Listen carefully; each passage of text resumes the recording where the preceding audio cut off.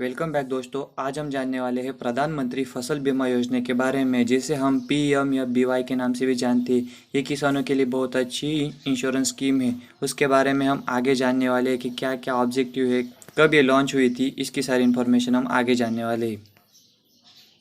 तो दोस्तों, प्रधानमंत्री फसल बीमा योजना ये रिप्लेसमेंट था नेशनल एग्रीकल्चर इंश्योरेंस स्कीम का, जिसे हम NAIS के नाम से भी जानते। और ये modified national agriculture insurance scheme का भी रिप्लेसमेंट था, MNAI के नाम से जानते हैं हम इसे।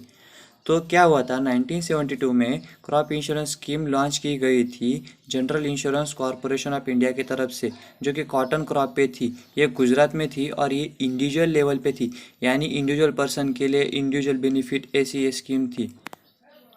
तो दोस्तों, हम इंश्योरेंस स्कीम की सारी हिस्ट्री जानने वाले। तो ये देखते हैं, 1972 को क्रॉप इंश्योरेंस स्कीम का लॉन्च किया गया था। 1979 को पॉलिटिक्स क्रॉप इंश्योरेंस स्कीम भी लॉन्च की गई थी, जिसे हम PCIS के नाम से जानते हैं। 1985 को comprehensive crop insurance scheme launch की गई थी और 1997 टू 1998 को इसका रीलॉन्च किया गया था। 1999 को नेशनल एग्रीकल्चर इंश्योरेंस स्कीम, जिसे हम NAIS के नाम से जानते हैं, वो लॉन्च की गई थी। 2010 को modified national agriculture insurance scheme का लॉन्च किया गया था और 2016 को प्रधानमंत्री फसल बीमा योजना, जिसे हम PMFBY के नाम से जानते हैं, इसका लॉन्च किया गया था। तो दोस्तों, अब हम जानने वाले हैं प्रधानमंत्री फसल बीमा योजना के बारे में। तो ये लॉन्च कब की गई थी? तो लॉन्च डेट थी 13 जनवरी 2016 को। ये क्वेश्चन बहुत बार पूछा गया है। तो किसने लॉन्च की थी? तो प्राइम मिनिस्टर श्री नरेंद्र मोदी जी ने ये लॉन्च की गई थी। तो विलेज कौन सा था? शेरपुर विलेज, ये मध्य प्रदेश में आता है। तो इंट्रोड्यूस किसने की थी ये स्कीम? जो हमारे फाइनेंस मिनिस्टर थे मिस्टर अरुण जेटली जी, उन्होंने इंट्रोड्यूस की थी। तो कौन सी यूनियन बजट में? तो 2016 एंड 17 की यूनियन बजट में लॉन्च की गई थी। तो उसकी लॉन्च प्राइस कितनी थी उस समय? तो 1240 करोड़ रुपीस थी। और ये गाइडलाइन रिलीज कब की गई थी? तो 18 फरवरी 2016 को। लॉन्च कितनी स्टेट में होता? तो 21 स्टेट में खरीफ में 2016 में, और 23 स्टेट्स और 2 यूनियन टेरिटरीज रबी में इंक्लूड की गई 2016-17 में। तो दोस्तों, इसके ऑब्जेक्टिव क्या थे? तो प्रोवाइड इंश्योरेंस प्रोवाइड करना। क्यों? तो क्रॉप फेलियर होते किसके लिए? तो natural calamities, paste and disease से। तो इसे प्रमोट करना था। स्टेबलाइज करना था फार्मर का इनकम। एडाप्ट करनी थी न्यू टेक्नोलॉजीज और इंश्योर करना था तो फ्लो क्रेडिट एग्रीकल्चर सेक्टर का कितना होता है और इसके क्या क्या लाभ हो सकते हैं।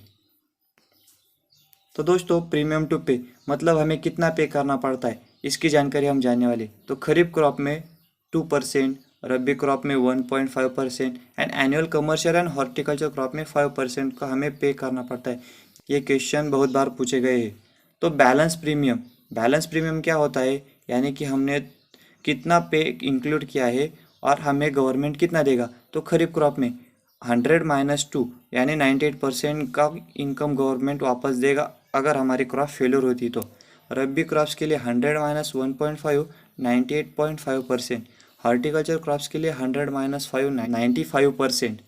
और इसका कोई भी अपर लिमिट गवर्नमेंट ने रखा नहीं है। ये 5 ईयर का टारगेट है। इसमें 145 मिलियन हेक्टेयर एरिया कवर करना है गवर्नमेंट को। तो दोस्तों, अभी इम्प्लीमेंटेशन एजेंसीज कौन कौन सी थी? तो कौन कौन सी एजेंसीज इनमें इंक्लूड हो गई थी? तो ये कंट्रोल में था minister of agriculture and farming welfare में, जो कि agriculture insurance corporation of India के अंतर्गत आया था। तो चॉइस स्टेट को थी कि कौन कौन सी कंपनी चॉइस करना है। तो ये कंपनी की नीचे लिस्ट दी गई है, आप देख सकते हैं और आप चाहे तो स्क्रीनशॉट ले सकते हैं, जिसमें ICICI, HDFC, इफ्को, बजाज, रिलायंस और बहुत सारी कंपनीज है। तो दोस्तों, इसमें इंक्लूड क्या क्या था? मतलब क्या इंक्लूड था? कब हमें इंश्योरेंस का प्रॉफिट मिलेगा? तो जब साइक्लोन आएगा, टाइफून, हुरियस, ये ब्रीफ नेचुरल स्टॉर्म से वो आएगी तो हमें मिलेगा। ड्रॉट पड़ गया, सूखा पड़ गया, यानी ड्राई स्पेल पड़ गया, तो इसमें पेस्ट और डिसीज़ का अटैक आया। जब अभी बहुत सारे पेस्ट और डिसीज़ आते हैं। डेजर्ट लोकस्ट अभी आया था, तो इसका भी प्रॉफिट किसानों ने लिया। अभी नेचुरल फायर्स हो गए तो भी मिलेगा। फ्लड, बाढ़ आई, लैंडस्लाइडिंग हुई, लेस्टली लाइटनिंग हुआ तो भी मिलेगा। और पोस्ट हार्वेस्टिंग लॉस हुए, यानी कि बहुत सारी बारिश आ गई हार्वेस्टिंग के बाद और क्रॉप का लॉस होगा, तो भी हमें इसका फ़ायदा मिलेगा। अभी इसमें एक्सक्लूड क्या किया है, अभी क्या क्या नहीं है, तो वॉर, राइट्स, थ्रेफ एंड एक्ट ऑफ एनिमी, किसी ने एनिमी का एक्ट किया तो भी नहीं है। न्यूक्लियर रिस्क हुआ, यानी किसी न्यूक्लियर वेपन डाल दिए तो भी नहीं है। डिस्ट्रॉय बाय डोमेस्टिक और वाइल्ड एनिमल, कौन से भी एनिमल आया और उन्होंने डिस्ट्रॉय कर दिया तो ये क्लेम नहीं कर सकते हम। मैलिशियस डैमेज, या किसी आदमी ने आकर जला दिया, डैमेज कर दिया, तो वो भी नहीं कर सकते हम क्लेम। अभी ये कैसा था, तो एरिया अप्रोच बेस्ड था, यानी कि एरिया पे डिपेंड था।